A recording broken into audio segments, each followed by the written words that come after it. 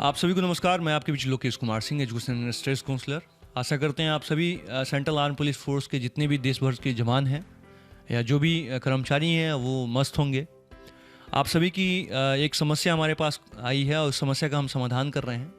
Ayushman card को लेकर हर लोगों में एक जो है जिज्ञासा बना हुआ है और उसमें एक जिज्ञासा के साथ एक जो है विडम्बना भी देखने को मिल रही है। विडम्बना ये है कि आयुष्मान कार्ड के जितने भी हॉस्पिटल का नाम दिया गया है उस हॉस्पिटल के जो इंक्वायरी नंबर है जिस पे कॉल किया जा रहा है तो प्रायः देखने में आ रहा है कि वो कोई सिविलियन व्यक्ति का है। जो सिविलियन हॉस्पिटल तो सिविलियन है, लेकिन सिविलियन व्यक्ति का है, हॉस्पिटल से कोई लेना देना नहीं है। देखिए, आयुष्मान कार्ड की जो मेन ब्रांच है वो दिल्ली कनाट प्लेस में है और दिन पर दिन वो सुधार कर रही है। सेंट्रल आर्म पुलिस फोर्स के लिए एक बहुत बड़ा अभियान चलाया जा रहा है और धीरे धीरे इसमें सुधार होगा। कोई भी चीज़ को इम्प्लीमेंट करने में टाइम लगता है। आदरणीय प्रधानमंत्री जी से प्रेरित होकर मैं काम करता हूँ और ये चीज़ आप इसलिए रखता हूँ कि ये एक देश में समुचित विकास के में योगदान भी इसका बहुत बड़ा है, क्योंकि सेंट्रल आर्म पुलिस फोर्स के जवान बॉर्डर से लेकर जीरो लाइन से लेकर तमाम एक्टिविटी में सबसे ज़्यादा उनकी भागीदारी है और उनकी कोई भी सुविधा अगर है तो उसको समुचित ढंग से पेश पहुंचाया जाए। क्योंकि प्रायः देखने में आता है कि लोग क्या करते हैं कि तोड़ मोड़ के बातें रखते हैं, तो या चापलूसी करेंगे आयुष्मान कार्ड को या पैरामिलिट्री फोर्स के। तो ये चीज़ नहीं होनी चाहिए, ना निगेटिव ना पॉजिटिव। पैरामिलिट्री फोर्स एक वीर योद्धाओं का एक पूरा झुंड है जो देश को सबसे मजबूती के साथ पूरे विश्व में एक परचम लहराता है। आप क्योंकि भारत में प्रायः देखने में मिलता है कि आपके जो भी चुनाव होते हैं लगातार चलते रहते हैं, 2 साल 3 साल पे कोई ना कहीं चुनाव होता है स्टेट में, उसमें पैरामिलिट्री फोर्स के सभी वीर योद्धाओं का बहुत बड़ा योगदान होता है। वीर योद्धा में वो चाहे नीचे के कर्मचारी से लेकर ए से लेकर जेड तक जो भी हों, बहुत बड़ा योगदान होता है और उनको मतलब इसको लोग ज़्यादा समझ नहीं पाते हैं।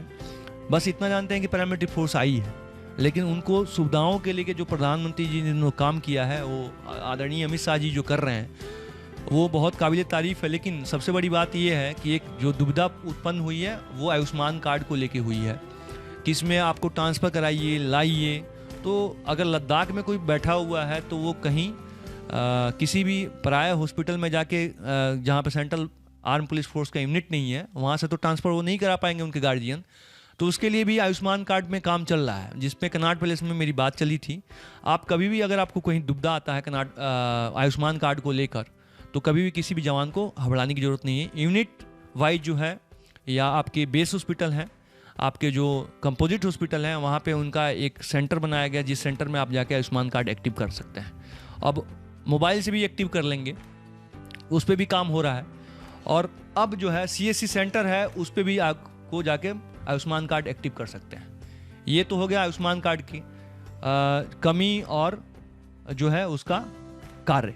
लेकिन अब रही बात की एक दुविधा और उत्पन्न हुई है। जो आप कॉल कर रहे हैं जिस हॉस्पिटल में, उस हॉस्पिटल में प्रायः देखने में आ रहा है कि हॉस्पिटल में जो फ़ोन लगा रहे हैं तो पता चल रहा है कि पटना के हॉस्पिटल में लगाएं तो लग गया, दिल्ली के हॉस्पिटल में लगा के दिल्ली के किसी व्यक्ति विशेष के पास लग गया जिसका आयुष्मान कार्ड से कोई लेना देना नहीं है। अगर आपके साथ ऐसा होता है तो आयुष्मान कार्ड के टोल फ्री नंबर है 14-555, याद कर लीजिए।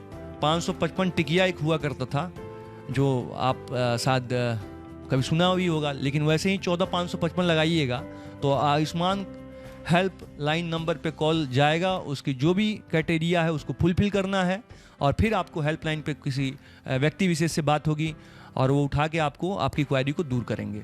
तो इसीलिए कभी भी आप अपने कार्ड को एक्टिव कराएं। जितने भी लोग हैं सेंट्रल आर्म पुलिस फोर्स के, वो चाहे जवान हों या सोज हों या अधिकारीगण हों, सब किसी के कार्ड को एक्टिव समय पे करा लेना है, क्योंकि समय का कोई नहीं जानता। जो चीज़ है उसको एक्टिव कराना है। और दूसरी चीज़ ये है कि आयुष्मान कार्ड के लेकर अब मेडिकल रिवर्समेंट कैसे भरा जाए, तो आयुष्मान कार्ड पे ही जो उसका साइट है उस पर जाके मेडिकल रिवर्समेंट उसी पे आप भर सकते हैं। आप डायरेक्ट अपना जो है कहीं भी फॉर्म भरने की ज़रूरत नहीं है। जहाँ पे आपने दिखाया वो पूरा जो आपका डॉक्टर का जो पर्ची है और आपका जो बिल है उसको लेना है और सीधे स्कैन करना है और सीधे आप आयुष्मान कार्ड में GPG में या PDF में बना के उसको डाल लेना है। तो आपका ये आयुष्मान कार्ड का जो भी आपका कैसे रिवर्समेंट भरना है और कैसे आपको आयुष्मान कार्ड में जो भी कमियां हैं, बेसियां हैं, उसको आपको हमने बताया। आशा करते हैं ये वीडियो आपको पसंद आएगा। एक दूसरे जवान को आपको हेल्प करना है, बताना है, इस जानकारी को, क्योंकि ये जवानों बॉर्डर पे रहते हैं, उनको इस चीज़ के बारे में ज्ञात नहीं होता है।